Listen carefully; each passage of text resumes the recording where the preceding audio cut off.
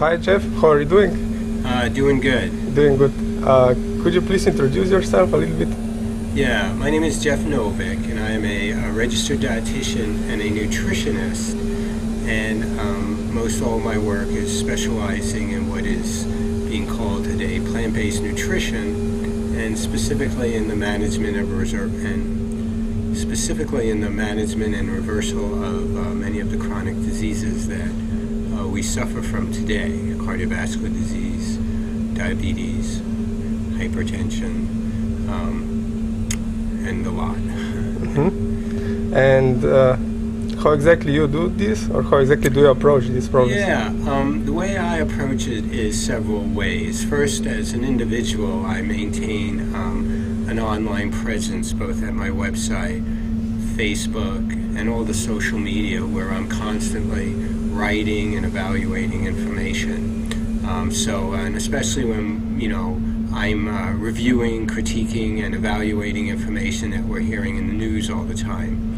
So like recently I just responded to the articles about salt and sodium that maybe we're taking in too less. And a couple weeks ago I was writing and responding to the articles about the Mediterranean diet. So that's one way, is through my own personal work and my own social media. The second is I work with Dr. John McDougall in California, and I'm the nutritionist for his program. And we run 3 programs out there. We run a 10-day medical program where patients come to be medically supervised for 10 days under the care of Dr. McDougall. And they live in at the hotel there, and it's a residential program we run at a hotel in Santa Rosa. And so people come from all over the world with weight issues and diabetes and metabolic syndrome and hypertension and heart disease and cancer, and Dr. McDougall takes care of them. So we do that several times a year. In addition, we run what are called 5-day educational programs. So about twice a year we'll do an intensive education program where there's no medical supervision, but we do 5 days of very heavy education.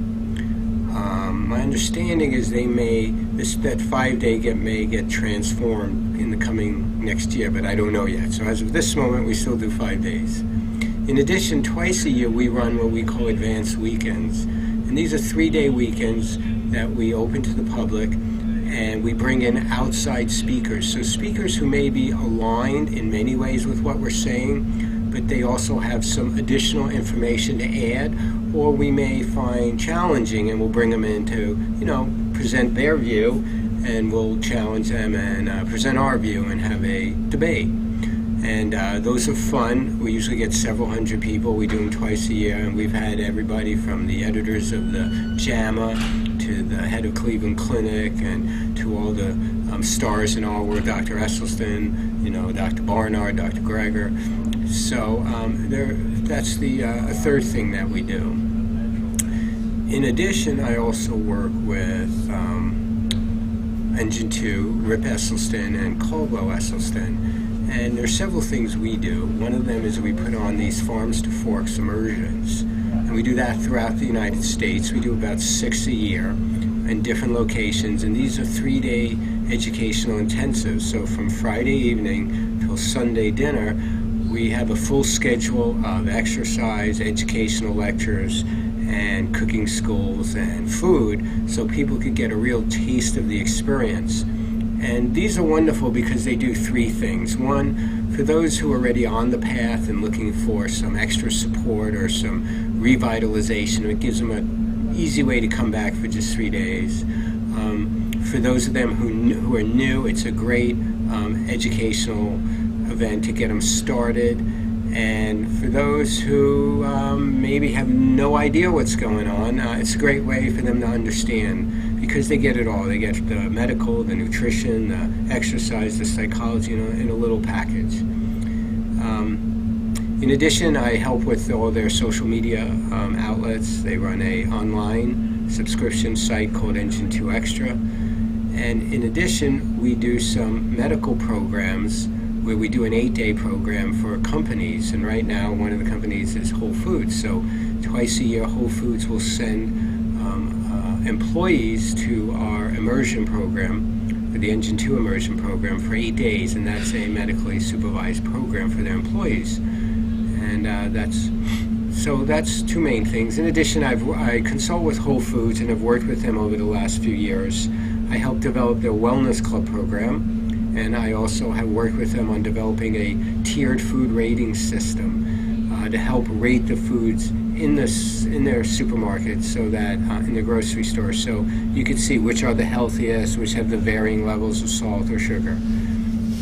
And last but not least, I work with a executive health company in New York City called Executive Health International, and I'm their vice president of health promotion. And basically what I do is I do a lot of their social media too. So I maintain their social media presence. I do blogs, internets, newsletters, little video education, and that's all an intranet. That's not public, that's all for all of the companies that they work for. So if you are a client of Executive Health, then you have access to their intranet, and there's a full world of social media to help support you on the journey. Mm-hmm. So that's it. Okay, that's a lot of great work. So I see that you are very busy. What keeps you motivated, and what inspires you to do so much work? Well, what keeps me motivated is really the people, and the people who come to these events. Because right now, as I talk about at my lectures, about 90% of Americans think they eat healthy. About 40% think they eat really healthy. But when we really evaluate their diets, it's probably no more than 0.5 to 1% who are actually eating very healthy. And at the same time that we have so few people actually eating healthy who think they're eating healthy, we have an epidemic of lifestyle-related diseases, and that we just need not suffer from. And heart disease, cancer, diabetes, these are just killing people, and way too soon. And if they're not killing them, they're disabling them for what could be their golden years. And so when you see the power of this program, of what happens when you take somebody who just wants to have their life back, and you show them just some simple basics about how to improve their diet, improve their exercise levels, feel better about themselves, and just the dramatic changes and results that you get, it's very inspiring and motivating. We're here at a conference this weekend, and there's 350 people, and I'm just meeting dozens of people whose lives have just been changed, and almost seems miraculously because of these educational events and the work I do. And so when you see that, that's just like, I don't know any better reason to go out and go to work every day than to know that the work you're doing is not only benefiting people in a really good way, the exact same work is also benefiting our community at large, and also the environment and the planet. So I just feel blessed to have the opportunity to do such good work. Mm-hmm. Do you see any changes in the recent time about general public health, or what has changed since you've started with this work? Well, what has changed is good news and bad news. The good news is that there's been more attention to this. Plant-based diets and healthy diets, and the impact of diet on our health has gotten a lot more attention. And some of that has been to the work that's been done by Dr. McDougall, Dr. Barnard, Dr. Esselstyn. There's a lot of big names out there that have also gotten involved in the worlds of politics and sports and real estate. So, there's big names there. So that brings it more attention. Even in entertainment, some big names have gotten involved. And the constant publishing of data from our world, that brings some attention. And in addition, there's been things like the movie, Forks Over Knives had a big impact. Some of the books that are out there have had a big impact. So that's the good news. I mean, more than ever, it seems like, more people are being able to hear the message. The bad news is that in response to that, we also have a huge proliferation of what I call healthy junk food. So when you go into the grocery stores, they're more filled than ever before with products that are claiming to be all these things and healthy that are just still junk food. And so we have this, huge influx of people who are wanting to do this and do it right. And then they go to their local grocery store, health food store, or restaurant, and they see all these menus and products being marketed that, they're plant strong, or they're healthy, or they're vegan, or they're low fat, or they're low salt. And the reality is they're not. They're just more junk. So there's a lot of marketing and advertising going on. And so we have to be careful of that. In some ways, it makes it more difficult. About 35 years ago, you went into health food stores, mostly bulk foods. There was very few packaged products and very few processed products. But today, that world has changed dramatically. And the same thing in restaurants. If you went to a health food restaurant, you got some very simple dishes. Today they're very fancy and complicated, and the truth is that many of them, even in vegan and vegetarian restaurants, they may be animal product free, but they still could be loaded with saturated fat and salt and sugar, and they may not be healthy. So in some ways it's made it better than ever before, but in some ways it's made it more challenging than ever before. So I see some good and some bad, but that's the way things go. Mm-hmm. Are you optimistic? Well, I'm always optimistic on an individual level, because when people come and they're motivated because they're not well, and they find out that there's a possibility of them getting well through these methods, that's always motivating, and it just seems like there's no end to that stream of people, and in fact more so than ever before. So that always motivates me, and every day, I may get 50 to 100 emails or several times that a week, and when I go to these events and I meet just dozens and dozens of people whose lives are changing, it's like, I don't know, I have no desire to do anything but this, it's just wonderful to be able to do it. But as far as the global picture and the bigger picture, it's going to take a lot of work.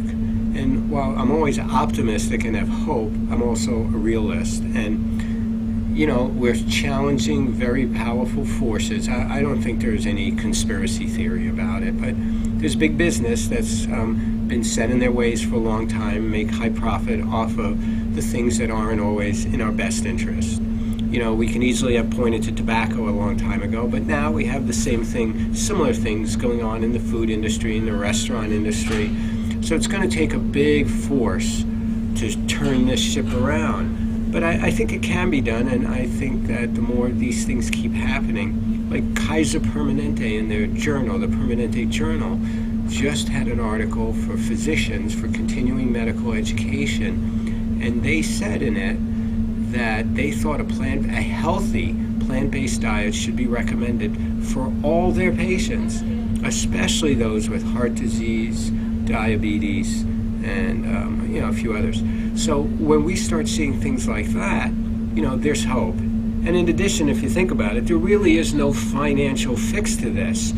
We can't make this. This fix actually saves you money, and there's no huge profit in it. For me to get you to eat simply and go for a walk every day, there's not a lot of money to be made in that. But we could save the nation so much money that's being wasted. So, there's no big profit margin in it, but we could save so much in healthcare. So, but many companies are seeing that, if we just throw more money at it, what we're doing is we're increasing this thing called healthcare, but nobody's really getting any better. So a lot of companies, I mentioned Whole Foods, and there's quite a few out there who are looking, what else can we do as a company ourselves to make a difference in our employees? And I just take my hat off to them, because they're starting to say it's our responsibility in a way, because of these companies and their employees. Their employees are their main asset. So, I get to do some of that work with EHE International in New York, because they're working with such companies and helping bring that message. And Dr. McDougall and the Engine 2 program also, have programs available. Dr. McDougall has worked with companies in the past. So when you see this, I think that's, that is very optimistic and gives you hope, because they just can't spend any more money. They know it's not going to help and it's not going to fix. So they're looking for other solutions, and they're looking in this direction, and so that's great. Mm-hmm. Since the market is overcrowded with various different informations about nutrition, what would you recommend people how to orient in this huge amount of different data? You know, the world of nutrition is very confusing, and today it's worse than ever because of the internet and social media. So we have access to information, and we have access more so than ever before to good information, but we also have access to bad information. And unfortunately, while the amount of information has increased dramatically, our ability to filter that information and discern between the good and bad has not kept up. And so we're just flooded with information. And so it is very difficult, and I can admit that. And, you know, I don't know if there's a simple answer right now, because right now that's like they're all competing to stay ahead. And so it's just they're like more information, who could get more information out there quicker? And it's just nonstop between the news channels, the media outlets, the social, everybody could put up a blog and a website. So we really have to almost step back and go, how do you get back to critical thinking? How do you evaluate information that's good or bad? And I think, you know, I was teaching nutrition at a university for a little bit, and I realized that concept in itself was missing and needed to really be there. So I started teaching my classes about the concepts of critical thinking and evaluating information, not just blindly accepting it. And I think we need to re-hone those skills and the skills on how to have really good debates and intellectual debates and not wars. Today, everything's right or wrong, black and white, based on a headline and whose side are you on, good or bad. And that's just not the way good debate happens. So we got to get back to critical thinking. We got to get back to how do you evaluate information, and especially health information. And I think that's, you know, that we can all step back and do ourselves. There's some great books. There's some, books out there. There's some, through these same outlets, you can find some good ways to evaluate information. I think that's needed. Mm-hmm. Could you name maybe your 3 favorite books? Yeah, of course. I websites? I think the best you should do is come to my website, which is www.jeffnovick.com. And I'm honored to work with Dr. McDougall, which is drmcdougall.com. Engine 2 websites. I think we put out great information, and more so than that is one of the things I try to do is not give you my information. As I mentioned earlier, I try to help you evaluate the information that's coming out and put it in perspective. Because you turn on Dr. Oz every day, it's like, what's the latest breakthrough of the day? And the reality is science does not work that way. All right? Science is a slow-moving machine that builds on what's known, thoroughly evaluates information, and then puts it in context. And that's what I try to do to help you do. Mm-hmm. What would be your 5 most important tips for people to improve their health, nutrition, and their overall lifestyle? Well, to me, what are the 5 biggest tips? Well, the simplest thing is we have to look at what are the 5 biggest killers and what's really killing people, because otherwise, we're rearranging the chairs on the deck of the Titanic on its maiden voyage. And the truth is, cigarette smoking is still number 1, tobacco. And while only 1 in 5 Americans still smoke, the other 4 in 5 are still exposed to that, to secondhand and thirdhand smoke, which is still very dangerous. And so I think that's a major public health concern. Today, we're kind of resting on the laurels that we're down to like 1 in 5, but to me that's way too high, because it's everywhere. I'm exposed to tobacco smoke everywhere. Even when I go to non-smoking places, I'm exposed because everybody's standing outside smoking cigarettes, so I can't get in. So I think that's a major issue. Number 2 is weight. Obesity is now becoming one of the biggest killers. And while I have a way I think you should lose your weight, which is the healthiest, we need to get our weight down. And which brings us to the 3rd thing, which is our diet. Our diet is the worst. People always say to me, Jeff, isn't your diet extreme? And I go, no. What I'm asking you to do is probably the most simplest, basic diet there is. The typical diet what the modern American eats, that is the most extreme diet that humans have ever eaten. So all I'm asking you to do is to return to a more simple, and I basically come up with 5 things that I think describe the diet. One is plant-centered. I want your meals, your plates, and your foods centered around plant foods. 2 is minimally processed.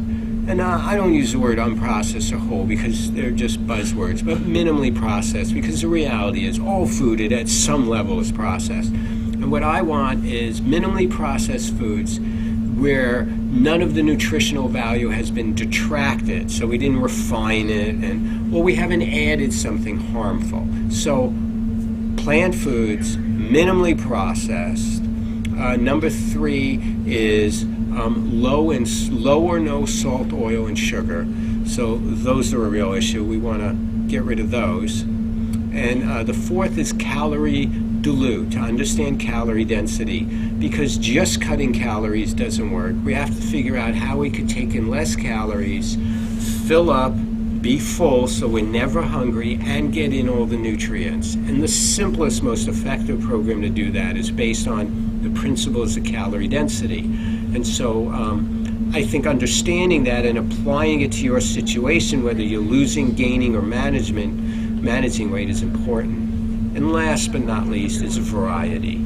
Have a little bit of variety in all the food groups that you are eating. Don't just eat kale, eat green leafies, and eat lots of veggies. Don't just eat blueberries, but eat a variety of different berries and fruits. And so those plant-centered, minimally processed, calorie dilute, low SOS, salt, oil, fat, sugar, and also a variety. And then the last 2, one is activity.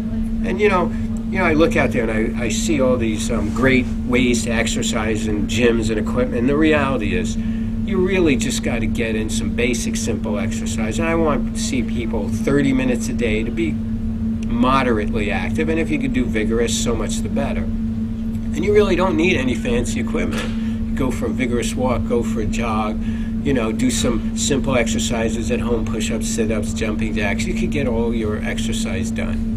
And last but not least is alcohol. And, if alcohol is not a health food, and if you're going to use it, which I don't think you should or need to, it should be really a minimal part of the diet, of your intake. Even the recommended levels that you hear out there may not be restrictive enough to lessen the impact of alcohol on cancer. And so we may see changes in those guidelines over time, because those studies have come out saying that the typical recommendations may not be enough, that we may have to go lower. So if you drink, it should be a minimal. Mm-hmm. Would you like to say something for the end, like for our viewers, any special message? Or you asked me if I'm optimistic and if I have hope, and I do, and the reason is because of you and the people who will watch this. And it's really very simple, and we, one by one, as individuals, can really make a grassroots difference. But keep it simple, keep it basic, keep it sensible, and most important, do it yourself. It's like they say on the airlines about the oxygen, when the masks drop, put it on yourself first and get yourself stabilized and then help other people. So a lot of people come to this information, and the first thing they want to do, because they realize how powerful it is they want to change everybody they know.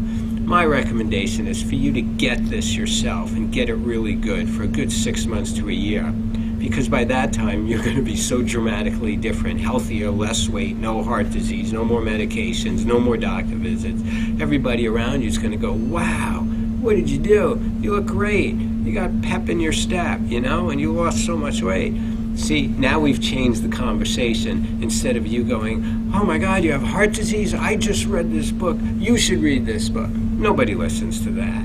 So, take it on yourself. Be the as that saying says, be the change you want to be, and then carry the message. And by carrying, I mean the way we walk. Be a living example of this, and that's what's going to have the biggest impact. Okay, thank you very much.